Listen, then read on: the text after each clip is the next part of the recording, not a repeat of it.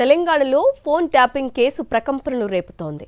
హైకోర్టులో ప్రభుత్వం దాఖలు చేసిన కౌంటర్లో కీలక విషయాలు బయటకొచ్చాయి. ప్రైవేటు వ్యక్తుల దందాలు బయటపడడం సంచలనంగా మారింది. ఒకరు కాదు, ఇద్దరు కాదు, వందల మంది రాజకీయ ప్రముఖులు, జడ్జీలు, న్యాయవాదులు ఇలా ఎంతో మంది ఫోన్ నెంబర్లు, అడ్రస్లు, కాల్ రికార్డుల జాబితాలు సేకరించారు. వారి ఫోన్లు ట్యాప్ చేసి బీఆర్ఎస్ కు అనుకూలంగా మార్చుకునే యత్నం చేశారు. హైకోర్టు జడ్జి జస్టిస్ కాజా శరత్ ఫోన్ కూడా ట్యాప్ అయింది. టీవీ5 సాంబశివరావుకు 2 కోట్ల రూపాయలు అందాయని ఇంటెలిజెన్స్ ఎస్పీ భుజంగరావు స్టేట్మెంట్ లో పేర్కొన్నట్లుగా హైకోర్టుకు దాఖలు చేసిన కౌంటర్లో పోలీసులు తెలిపారు. సంధ్యా కన్వెన్షన్ శ్రీధర్రావు, టీవీ5 సాంబశివరావు మధ్య హెచ్పీసీఎల్ పెట్రోల్ బంకు వివాదం నడుస్తోంది.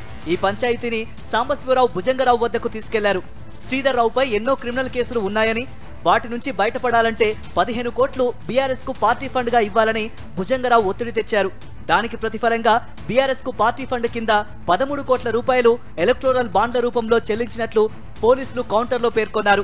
ఈ వ్యవహారంలో మధ్యవర్తిత్వం వహించిన టీవీ5 సాంబశివరావు 2 కోట్లు తీసుకున్నట్లు భుజంగరావు వాంగ్మూలంలో తెలిపాడని ప్రభుత్వం అఫిడవిట్లో పేర్కొంది. భుజంగరావు కార్యాలయంలోనే డీల్ కుదిరిందని, ప్రభాకర్ రావు, నవీన్ రావు ఒత్తిడితో పోలీసు అధికారులను తమ వైపు తిప్పుకున్నారని, డబ్బులు ముట్టిన తర్వాత కూడా సాంబశివరావు వేధింపులు ఆగలేదని తిరిగి కేసులు నమోదైన విషయాన్ని కౌంటర్లో వెల్లడించింది ప్రభుత్వం. ఫోన్ ట్యాపింగ్ కేసులో ఏ చిన్న విషయాన్ని వదలకుండా క్షుణ్ణంగా, అత్యంత పారదర్శకంగా దర్యాప్తు చేస్తున్నామని, తప్పించుకు తిరుగుతున్న నిందితులతో సహా ఎవ్వరిని వదిలిపెట్టబోమని ఉన్నత న్యాయస్థానానికి నివేదించింది ప్రభుత్వం. అఫిడవిట్ ను పరిగణలోనికి తీసుకున్న హైకోర్టు కౌంటర్ దాఖలు చేయాలని కేంద్ర ప్రభుత్వాన్ని ఆదేశించింది. తదుపరి విచారణను ఈ నెల 23కు వాయిదా వేసింది.